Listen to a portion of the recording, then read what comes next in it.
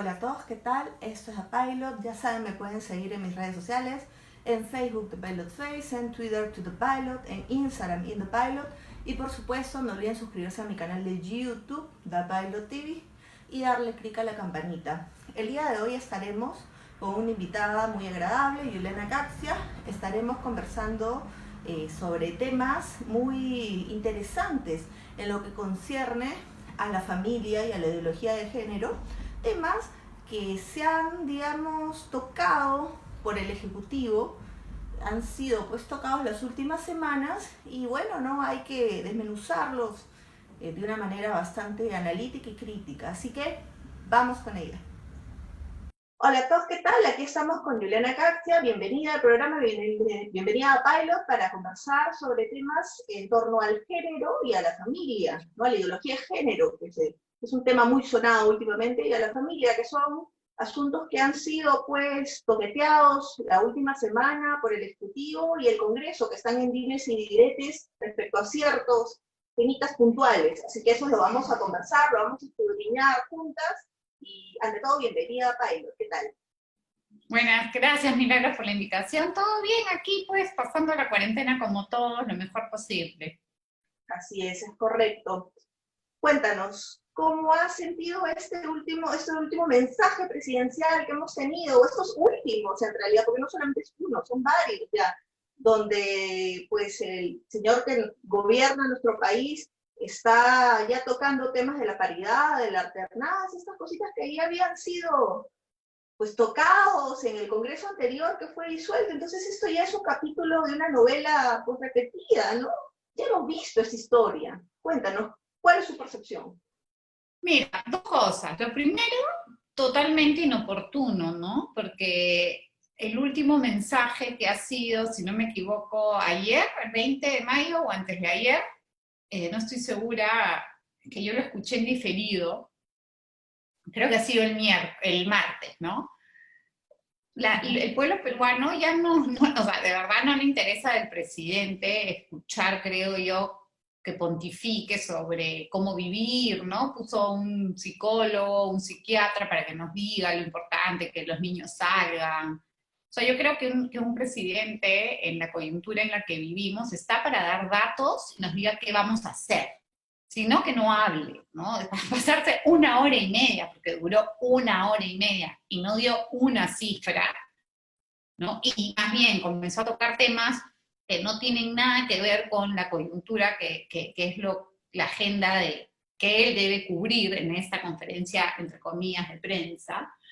Eh, Me parece, pues, totalmente, no sé, es que no tengo un término, no sé si es poco profesional, no le encuentro ningún sitio, ¿no? Más que buscar una razón más para enfrentarse al Congreso, porque él habla de la paridad y la alternancia, como te digo, de una manera inoportuna, pero en como, como motor o como causa para luego decir que el Congreso está sentándose encima, ¿no? Que es lo que él dice, ¿no? De avances que ya hemos tenido, decisiones que ya hemos tenido junto con la población, como la paridad y la alternancia, y que la mujer, bla, bla, bla. Entonces, claro, yo no sé cómo lo tomará la gente que lo escucha, o si hay gente que lo escuche mucho ahora, porque yo sí sé que al comienzo de la pandemia lo escuchaban un montón, todos en realidad, ¿no? Porque todos estábamos alerta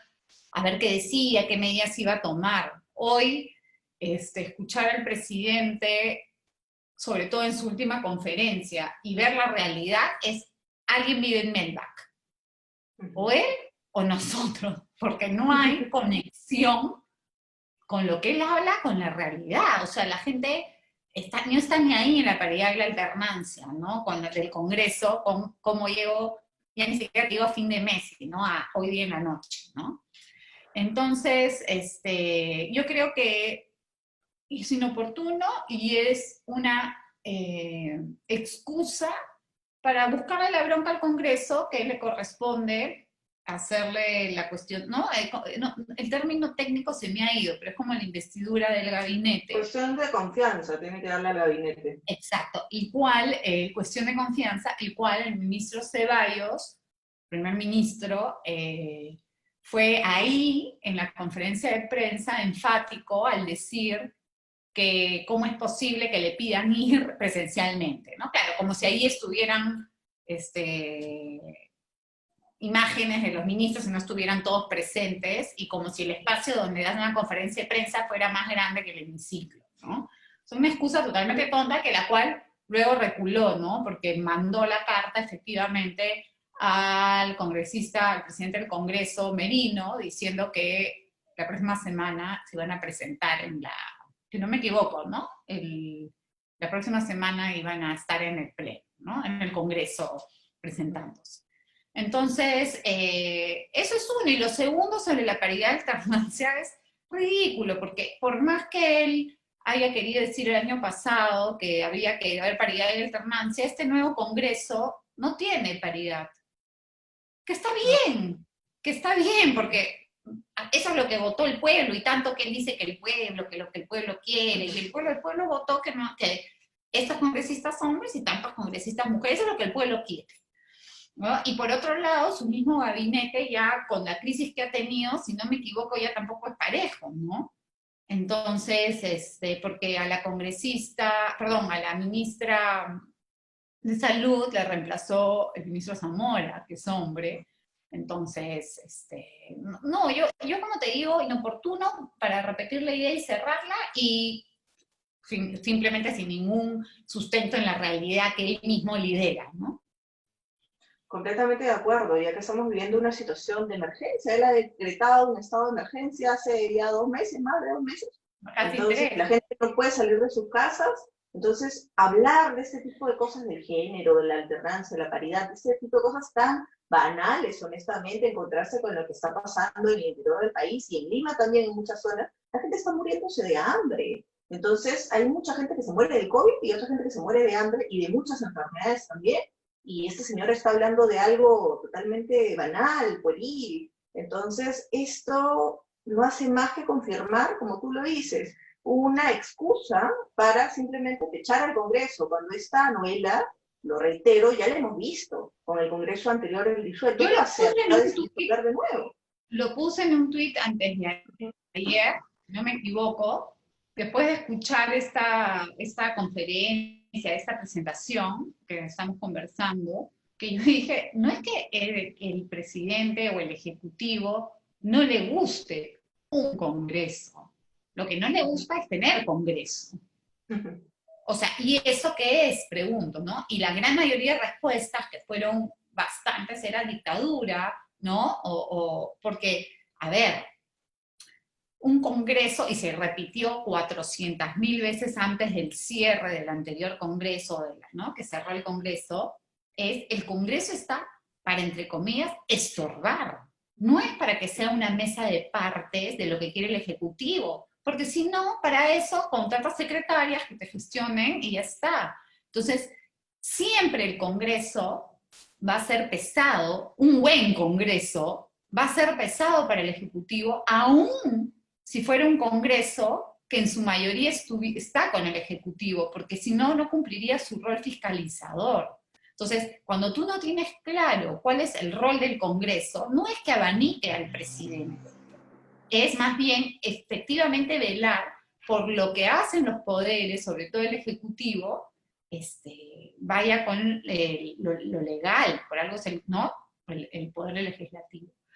Entonces, yo no sé, el presidente Vizcarra, yo veo ahora un poco tratando de juntar, sumar lo que, o sea, cosas que pasan, ¿no? Un detalle que a mí, que no es pequeño detalle, sino un fenómeno que me parece también muy interesante, es el de la prensa, el de los medios de comunicación, ¿no? Que hoy uno que otro ya está, o uno que otro periodista ya, no sé si porque efectivamente ya no hay publicidad estatal como antes, y eso se ha visto hoy día con el despido por mail de los trabajadores de la República, que es el medio, digamos, más afín a la ideología del gobierno, o porque ya les parece indefendible y mejor saco mi cuarta antes que también me queme con todo el gobierno. Pero eso es un dato interesante que se está comenzando a sentir, y también lo está comenzando a sentir el presidente, porque ya ha mencionado en sus dos últimas conferencias que hay estos, no me acuerdo qué le dijo, ¿no? Pesimistas, los que lanzan noticias falsas, y que los tenemos identificados, ¿no? Le salió su espíritu montesinesco por ahí, ¿no? De te tengo chequeado, mucho cuidado lo que vas a hacer. Yo creo que sociológicamente y políticamente es muy interesante ver qué va a pasar si efectivamente se sigue sin dar publicidad estatal. Yo soy un poco escéptica y no creo que si el gobierno y si el presidente Vizcarra quiere perpetuar pues su 83% ficticio de las encuestas, se aguante de no dar plata a los medios, ¿no?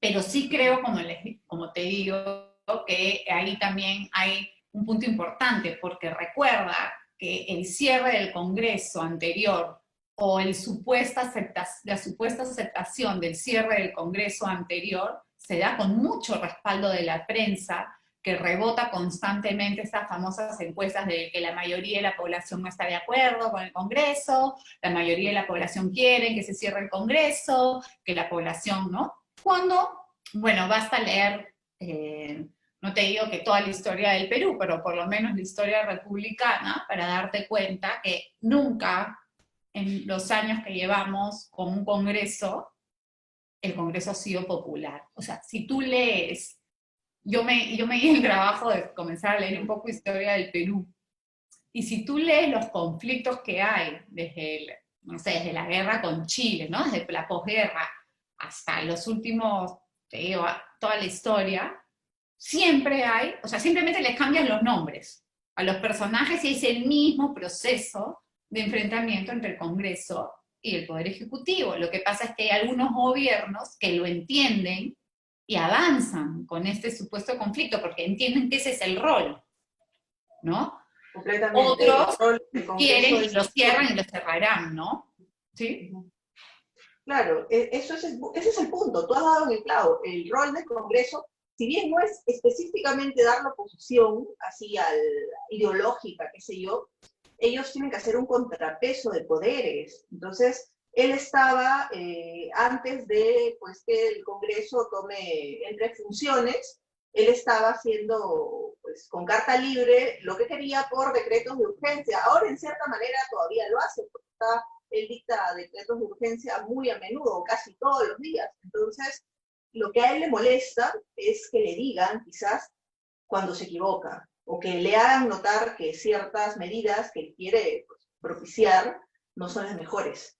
Entonces, y eso está mal, porque el Congreso, como tú bien lo mencionas, si un presidente pues, realmente es político y quiere demostrar el liderazgo, también parte del liderazgo es saber ceder a lo que tiene que ser, a lo que ha sido siempre. Entonces el Congreso, su rol es, en cierta manera, fiscalizar, proponer, legislar, por supuesto, pero no darle comparsa al gobierno de turno. No es, Milagros, tú sabes que hay una virtud que se llama la prudencia. Y claro, cuando tú tienes que hacer algún tipo de análisis o estudio antropológico, filosófico, ¿no? De cómo debe ser un líder o histórico, ¿no? Los grandes líderes, la prudencia es una de las grandes virtudes que debe tener un líder. Pero la prudencia tiene, tiene varias manifestaciones, digamos, a nivel, ¿no? De conducta como virtud. Y una de esas es saber escuchar consejo. El hombre prudente es aquel que sabe escuchar consejo para que efectivamente, luego de escuchar a otros, tome una decisión prudente. Yo creo que lo que está pasando hoy, y es por lo que vengo escuchando, no sé, pues si el doctor Bustamante, si el almirante Montoya era el almirante, el ex jefe del Comando Conjunto, sí, Montoya, etcétera, y voy escuchando por todos lados.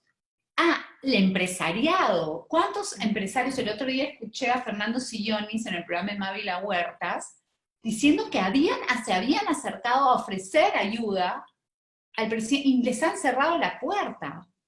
Les han cerrado la puerta a otros médicos, les han cerrado la puerta a los, digamos, a la gente que sabe, ¿no? Entonces, a mí eso me evidencia que nuestro presidente le falta la virtud de la prudencia y solamente quiere escuchar lo que él quiere escuchar. Pero finalmente eso sí le hace mucho daño al país, porque es quien lidera nuestro país y más en estas circunstancias terribles que vivimos, pero eso es algo que él le va a rebotar tarde o temprano en la cara, porque que él no quiera ver la realidad no significa que la realidad no existe. Y aquí yo te digo algo que me preocupa mucho. Hoy estamos haciendo la entrevista un poco para contextualizar el 21 de mayo. Ayer el Financial Times, y han salido ya varios tweets y noticias diciendo que tenemos aproximadamente más de 7.000, entre 7.000 y 9.000 más muertos que el mismo periodo del año pasado. Sin embargo, el gobierno ha declarado 3.000 muertos hasta hoy, o hasta ayer teníamos 3.000 muertos por el COVID. Ya, que haya un subregistro de 1.000, pero de 5.000, o sea, tarde o temprano, por más que hoy el presidente quiera decir, no, estamos perfectos, ¿no? Lo escuchaba y decía, están viajando los ministros a las regiones, obviamente acompañados de un equipo de soporte del Ministerio de Salud, lo que también a mí se me abrió otra ventana que decía, ya, pero al Congreso no quieren ir, pero sí se pueden meter en un avión un equipo completo, ¿no? Entonces, lo que te decía es, ves las noticias de estos ministros llegando a las regiones y los reclamos son terribles, y la gente hace protesta, y o sea, pero el presidente sale diciendo que todo es maravilloso. Entonces yo digo, nuevamente, alguien vive en Melbac. O nosotros somos Melbac, o él vive en Melbac, pero hay algo que no concuerda en la lectura que se está dando de la parte narrativa, o sea, la narrativa que da el presidente en sus discursos, en sus conferencias, en su programa, no sé qué nombre ponerle, porque ni siquiera sé, frente a lo que se ve, sí, y lo que se ve en la realidad. Entonces, a mí me da mucha pena porque más allá de mi posición personal, política, me da mucha pena porque la gente se está, como tú bien dices, se está muriendo de COVID, cuando muchos de ellos pueden no haberse muerto porque han podido tener oxígeno, atención médica. Segundo, las familias que cuando pierdan un ser querido no tienen ni siquiera las herramientas para enterrarlos, despedirlos.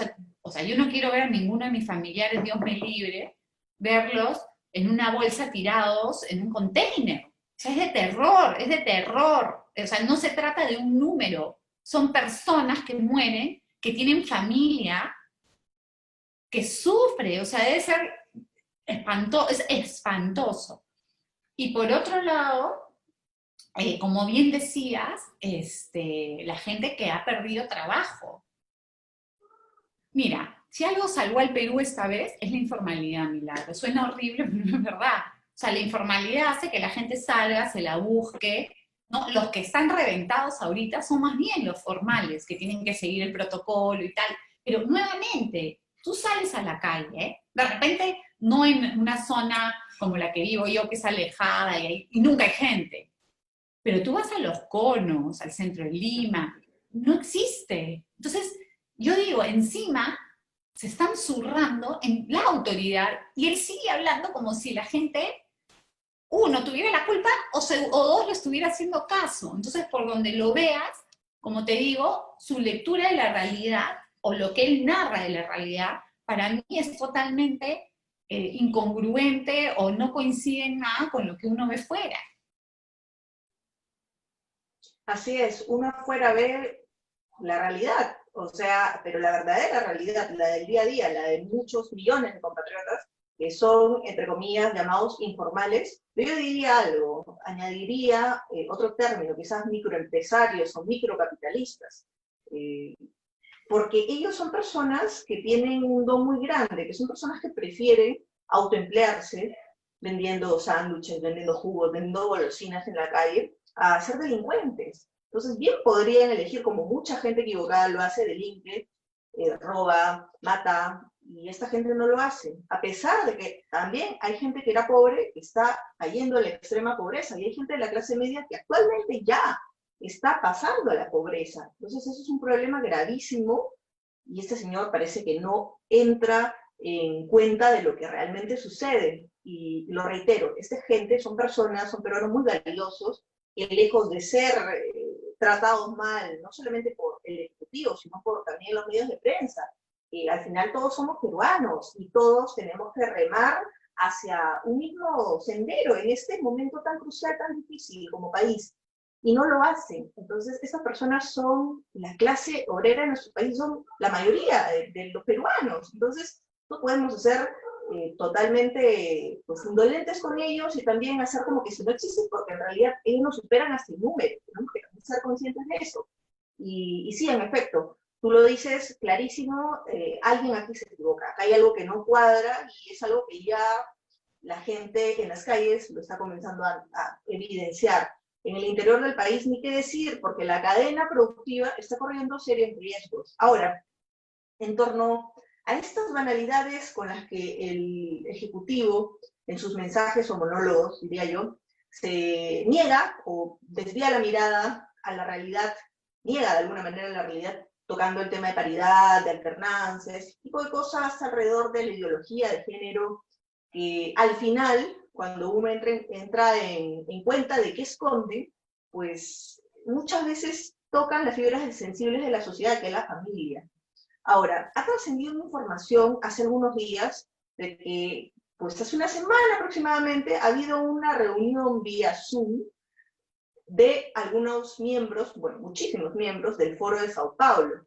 Entonces, dentro de ese trascendido... El Foro de Puebla ahora, ¿no? Ahora es sí, el hay Grupo de Puebla. el Grupo de Puebla que es en México, pero esto más apunta al Foro de Sao Paulo, o a lo que era el Foro de Sao Paulo, que no está completamente desarticulado, lamentablemente para nuestra No, ha región. migrado al Grupo de Puebla. Sí, sí, también. Entonces, ¿qué sucede? De que en esta reunión, o en este grupo de reuniones, porque no ha sido una, sino ha sido varias, se ha establecido una agenda de pasos que ya esta región tiene que tomar, según estos marxistas, comunistas, progresistas, llamémoslos de cualquiera de esas formas, porque adoptan esas formas muchas veces. Ahora, ellos autodenominan progresistas. Claro, progresistas, pero en realidad son neomarxistas. Ahora, ellos, pues dentro de esta agenda que sugieren para la región, o que no todos deben tomar, ahora, hay algo que sí hay que reconocerlo, son muy organizados, eso sí, en eso llevan la delantera. Ahora, ellos sugieren de que tiene que ya comenzarse a presionar en el tema del aborto, en el tema de ideología de género con fuerza, a pesar de la pandemia, ellos son conscientes y mencionan incluso que hay una pandemia, o sea, es una reunión reciente. Parece que es uno de los temas importantes que deben tocar dentro de muchos, como cambio de constitución, que si no me equivoco en este parlamento ya lo están tocando, ya lo están sugiriendo, ya lo están pidiendo, y no con pocas bancadas, sino varias que están en unión o mirando a ese sendero peligrosísimo, por supuesto, para el país, para lo ya, digamos, golpeado que está nuestra economía real. Entonces, está ese tema, cambio de constitución, que efectivamente apunta a cambiar el modelo económico. Dos, también el tema del castigo social a la riqueza. Ahora se ha planteado este impuesto a la riqueza. También es una situación bastante complicada, que uno veía de repente en Venezuela, de repente lo veía en Cuba, quizás, pero ahora se quiere también plantear aquí también lo están proponiendo. Entonces, muchas cosas que son similares a este digamos, trascendido, esta agenda que aparentemente querrían imponer para toda Sudamérica. Entonces, ¿cómo tú ves esto? ¿Cómo tú lo interpretas?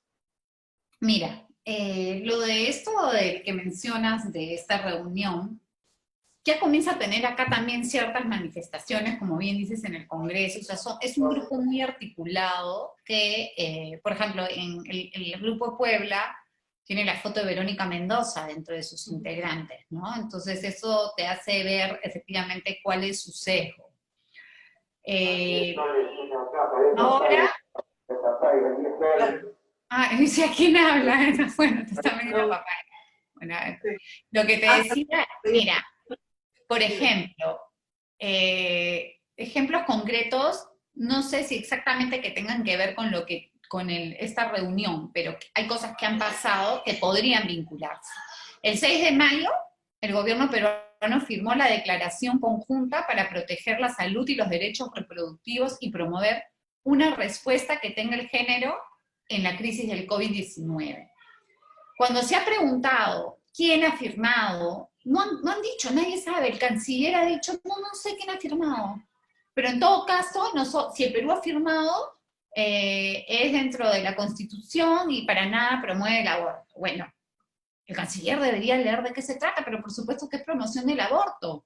Y eso va de la mano con la resolución ministerial que se dio también hace un par de semanas, que indicaba, ¿no?, que era libre el aborto si la madre tenía COVID en cualquier estadio del embarazo y cualquier gravedad del COVID. Eso quiere decir que si yo tenía 6 meses y tengo COVID leve, puedo abortar. Entonces, claro, eso es una caja de sastre donde metes todo y yo puedo ir diciendo, oye, no, a mí me diagnosticaron de COVID, hágame el aborto. O sea, es aborto libre, sin ningún sustento médico, porque es más, las madres que han dado a luz a sus bebés con COVID, los bebés han salido sanos, o sea, ni siquiera tienen un sustento médico, ¿no? De ahí, acá justo tengo, hoy el congresista Daniel Olivares publicó un tuit que se aprobó el decreto de urgencia 058, que dispone ayudas económicas para los artistas. 50 millones de soles, 50 millones de soles del presupuesto nacional van al arte, lo cual tú dices, ok, ya, sí, si están ayudando a todo el mundo, que ayuden al artista, pero ¿qué han pedido en este decreto de urgencia? Que parte del dinero se destine a la compra de contenidos. El gobierno tiene que ir y comprar millones en música, en películas, en series, en libros, etcétera, tenerlos y ver dónde diablos lo distribuye, para ayudar al artista que lo produjo. Entonces me van a tocar a la puerta del Congreso y decirle, señor, yo hago mermeladas, ¿no? Cómpreme las mermeladas y vea dónde diablos las distribuye, pues, ¿no? Porque el problema es que compran otro tipo de mermeladas, no compran las mermeladas de verdad, sino compran la mermelada periodística, eso es lo peor todavía.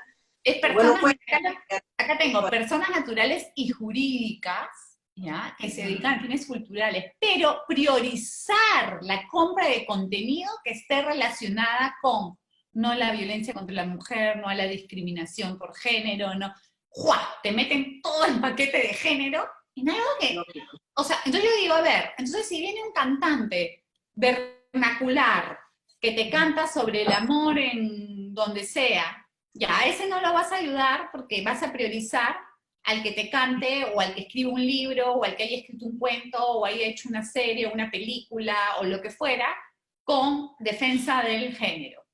Te das cuenta que al final termina siendo una argolla. Claro. A mí, eso es lo que yo también puse. Dije, o sea, ¿cómo? Acá hay un favoritismo. Eso quiere decir que si yo, por ejemplo, soy artista, a mí no me van a dar un sol. Entonces, que no mientan, no es una ayuda al gremio de los artistas, sino al gremio de los artistas, amigos míos que piensan como yo.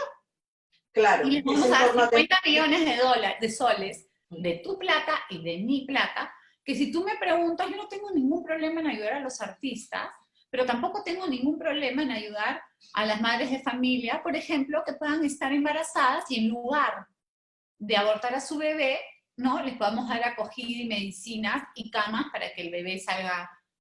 Lo cual también es paradójico o incoherente, por ponerle un término, porque el ministro Zamora hoy día publicó diciendo, mientras haya vida hay que dar la batalla.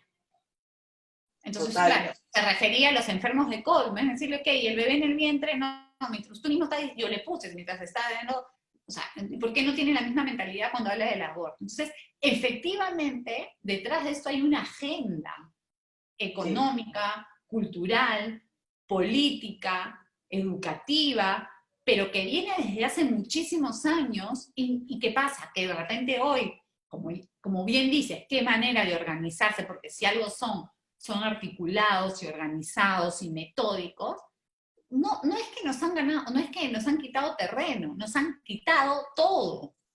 Entonces, el rol de hoy, por ejemplo, la asociación que yo dirijo, que se llama Origen, que es asociación es un centro de acción y pensamiento por lo humano, tiene como misión precisamente dar la batalla cultural frontal contra toda la agenda, por ejemplo, del Grupo Puebla.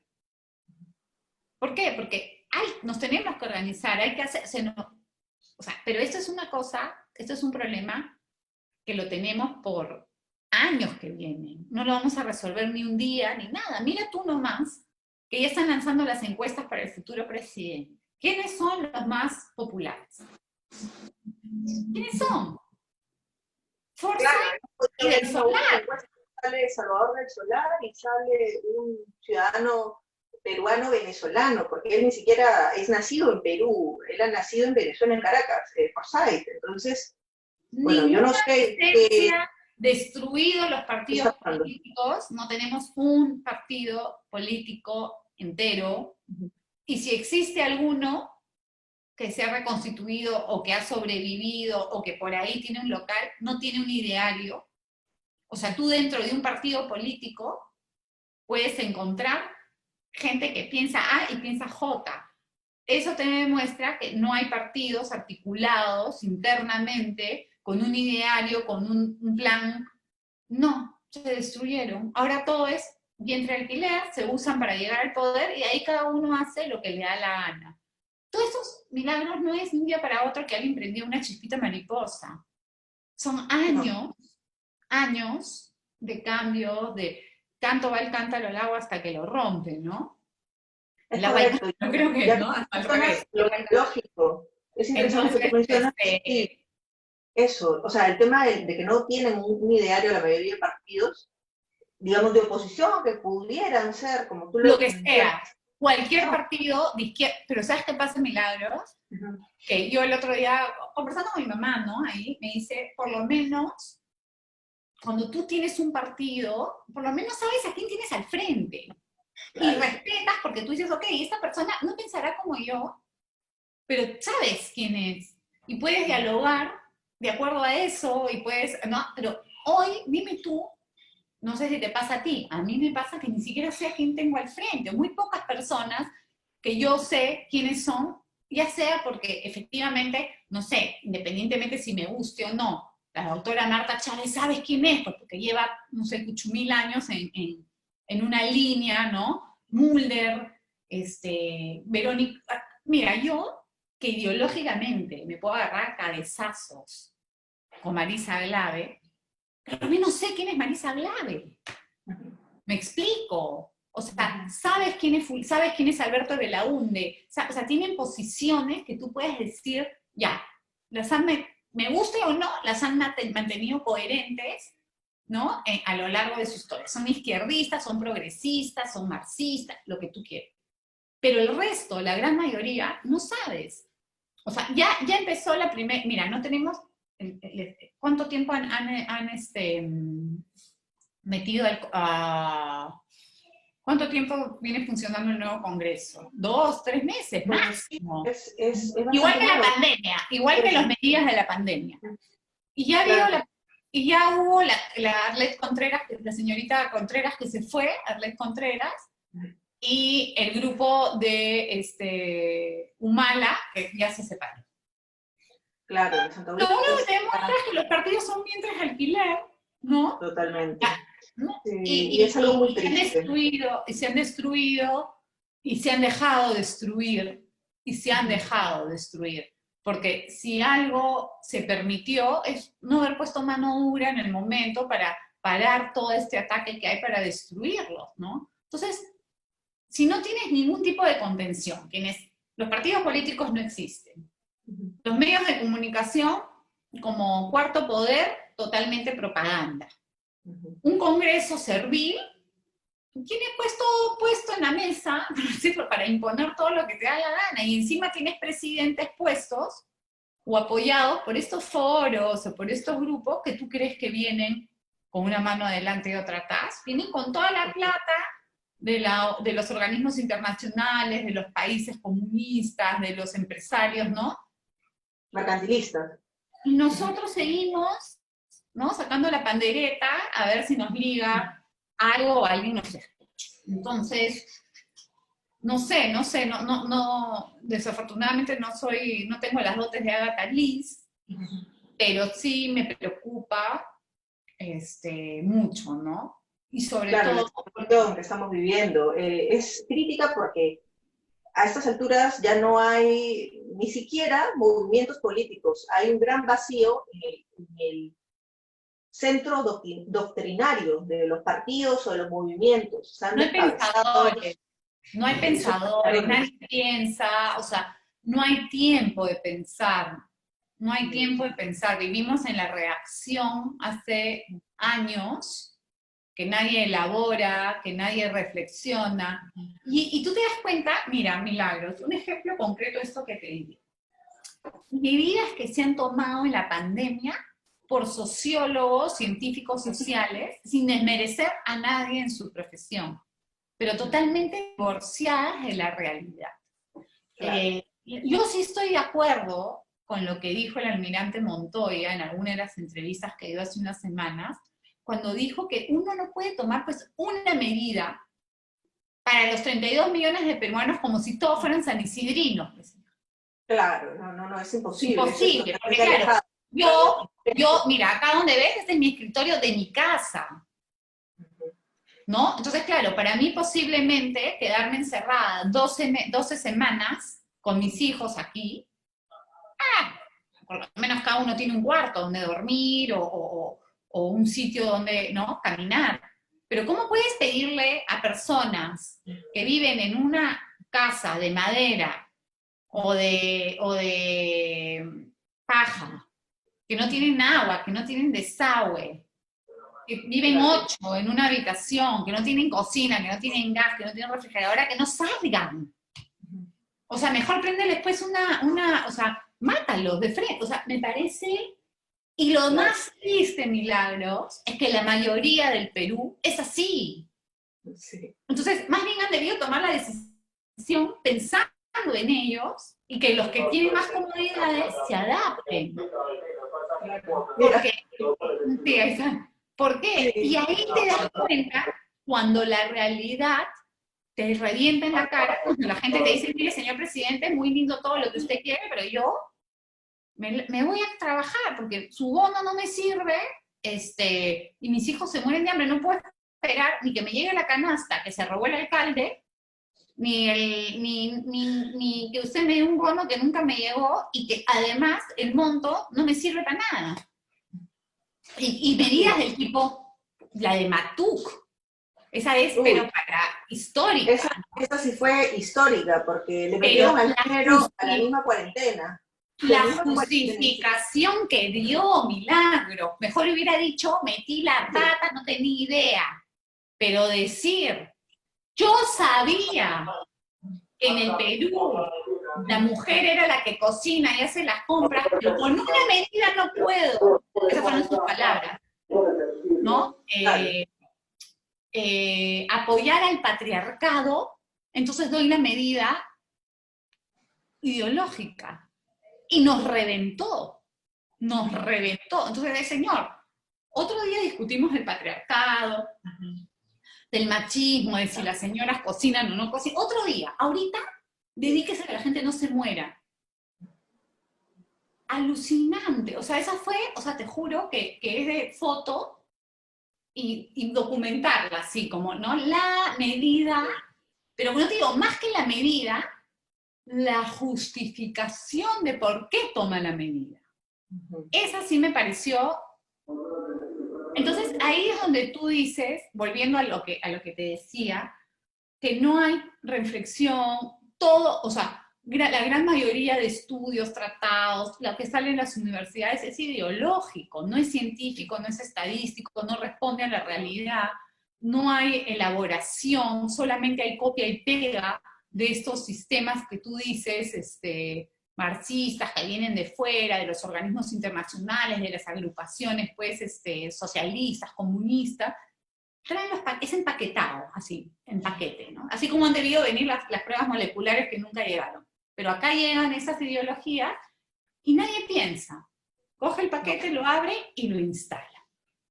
Y eso desafortunadamente tiene acogida porque las universidades hoy sirven para eso, para lavar el cerebro y que estas ideologías se absorban por los jóvenes y piensen, o sea, a ver, ¿quién en su sano juicio va a una universidad o paga una universidad que tú sabes que te van a poner porquería en la cabeza? O tú normalmente vas a una universidad porque dices, oye, voy a ir a aprender y lo que me diga mi profesor tal vez sea la verdad. Entonces son centros de adoctrinamiento. Entonces, por donde apretas, sale pus. Porque claro, ya está instalado. Está instalado, ¿no? Sí, es muy fuerte. Tú mismo lo dices, haces énfasis en esto que ya no solamente está en el tema del momento, sino ya viene de años, está enlistado en los centros de estudio, en especial en las universidades, y al final lo más importante es que este señor se dé cuenta de que no es momento para hablar de género, no es momento para hablar de... No se van a dar cuenta nunca, Milagros, porque no es una cuestión de darse cuenta o no darse cuenta, es algo que viene pagado, están hipotecados. Claro.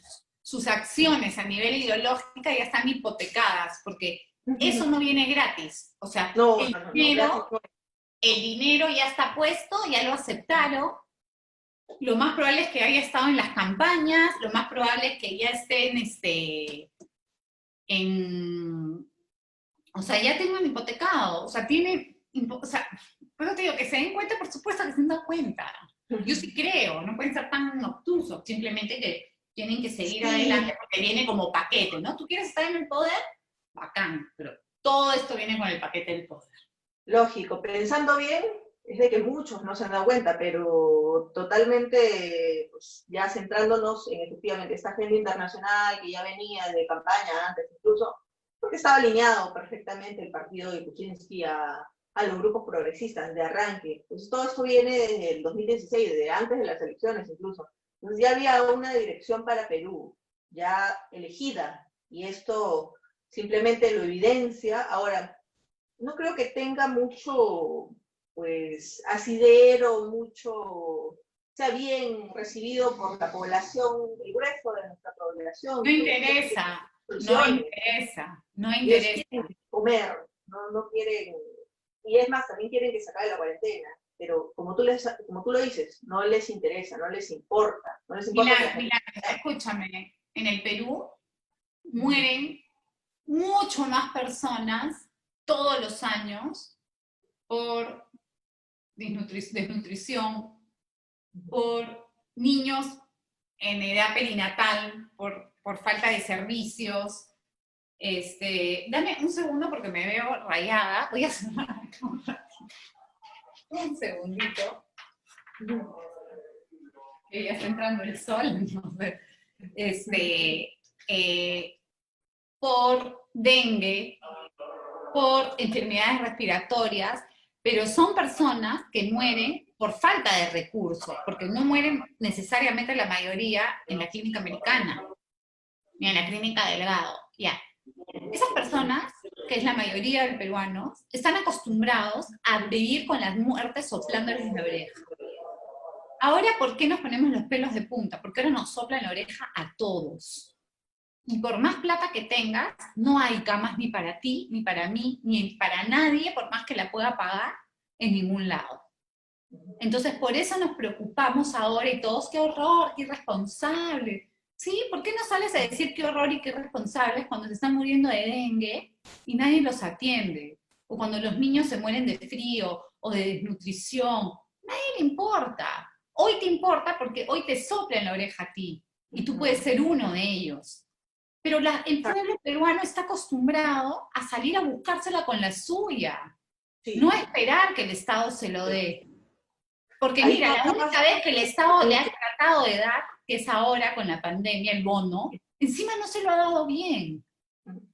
Ni siquiera el Estado tiene un padrón decente, poblacional, por grupo económico, mejor dicho, por capacidad económica. A nivel económico.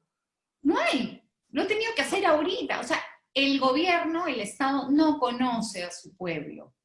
No. Vive y gobierna totalmente divorciado de lo que el pueblo necesita. Pero repiten como monos o como loros lo que el pueblo quiere, lo que el pueblo quiere. Si salieran a hablar con el pueblo de verdad, se darían cuenta que no, simplemente que tienen el poder y pueden imponer lo que quieren a pesar del pueblo. Así es, ya le sucedió a Ceballos cuando fue a Lambayeque, le dijeron las cosas como eran, le hicieron ver la realidad y él pues no sabía ni qué responder también, a Zamora también.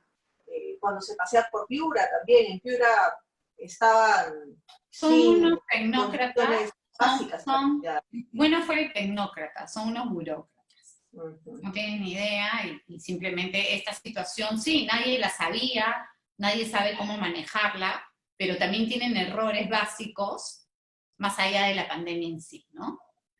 Eso es cierto, eso es cierto. Y tú has dado también con otro punto que es medular y bien importante, y es de que aquí, pues, esta situación es una situación de que tú sí, pues, capturas de que no hay un interés real por lo que está pasando en el pueblo y que efectivamente la mayoría de ciudadanos se la buscan el día a día, viven del día a día, no tienen otra manera otra fuente de ingresos, no la tienen, no disponen de eso y lamentablemente en Lima nosotros somos un gran problema para el resto del Perú. O sea, yo lamento, yo soy limeña, nacido aquí, pero soy consciente que nosotros somos pues prácticamente responsables a nivel político, social, económico de lo que le está pasando al resto del Perú. Lamentablemente nosotros le estamos haciendo daño, no como seres humanos, sino nuestra actitud de no importarnos lo que le pasa al norte, no importarnos lo que le pasa al sur, y viceversa también, es como que es un veneno que ha intoxicado todo el país, pero ha partido de aquí, ha partido de la comodidad de, ok, no, mientras yo esté bien, todo bien,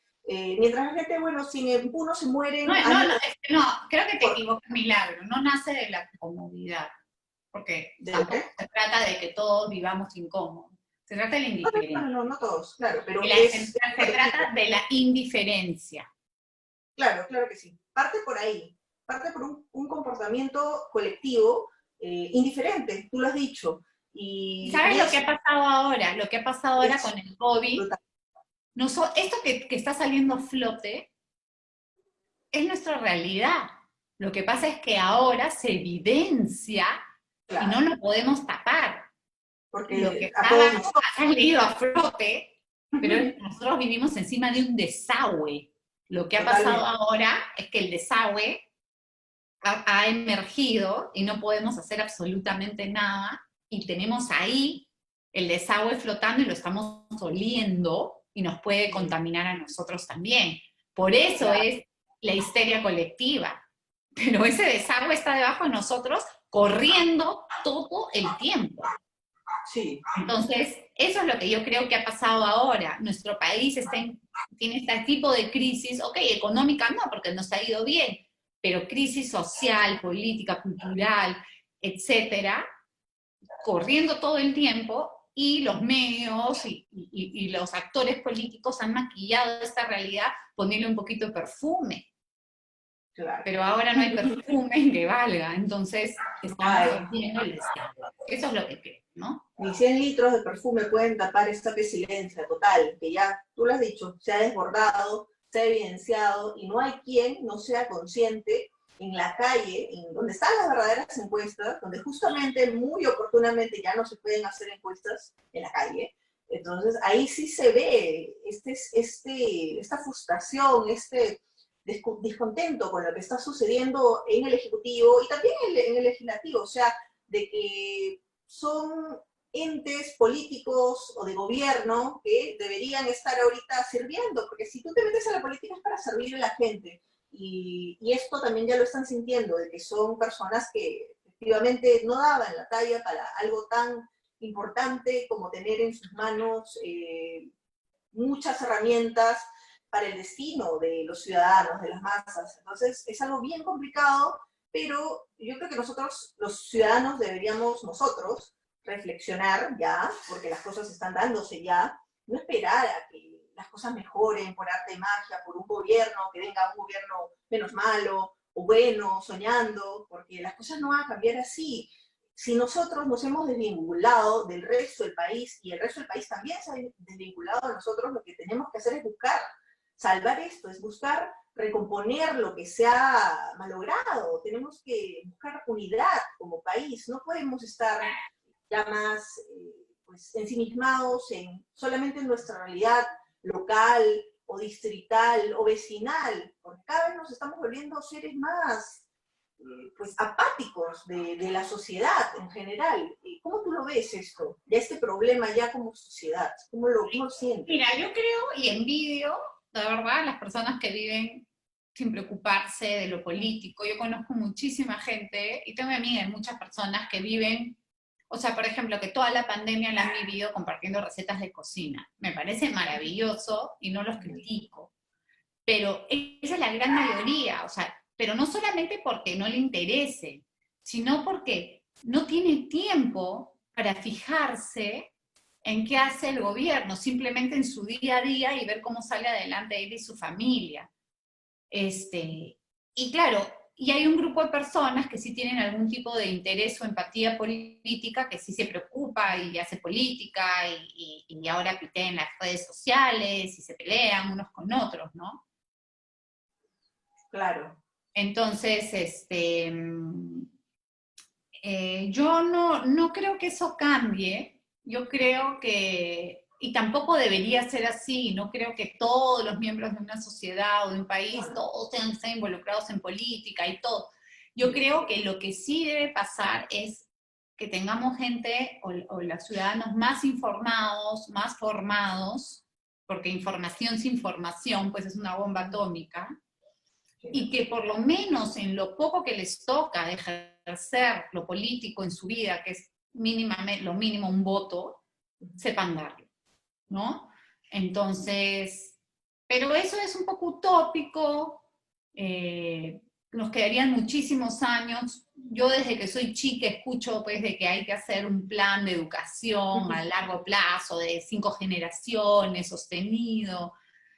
No pasa. Cada gobierno que viene así deshace, entonces no tengo una respuesta, como te digo, porque no tengo las dotes de Agatha Liz, pero sí por lo menos cada quien desde el ámbito que le corresponde tratar de hacer mejor ciudadanía, con tus hijos, con tu familia, ¿no? Yo creo que ahí ya cumplimos bastante y en eso la familia cumple un rol fundamental, Sí, claro. es la de la transmisión de valores, tanto humanos como sociales y democráticos. Entonces, cumplir por lo menos, o ser responsables por lo menos en ese espacio que nos toca, que muchas veces, pues si juntamos mini espacios, la suma es más que el total, digamos, de las partes. No todos, como te digo, podemos de repente tener un puesto de poder, pero sí tenemos poder sobre este espacio que es nuestro, que es nuestra familia y nuestros hijos, y deberíamos ser responsables en ejercer ese poder. Y no dejarnos llevar ni por la tecnología, ni por las ideologías, y debemos priorizar a la familia como ente más importante, ente medular, primordial de esta sociedad. Buenísimo, Juliana, conversar contigo, ha sido un gusto tenerte aquí, esperamos tenerte en futuras oportunidades. Perfecto, claro. También encantada de haber estado aquí. Cuídate mucho y estamos en contacto. Un saludo a todos. Nos vemos, gracias, chao, chao. ¿Qué tal? ¿Quedó bien?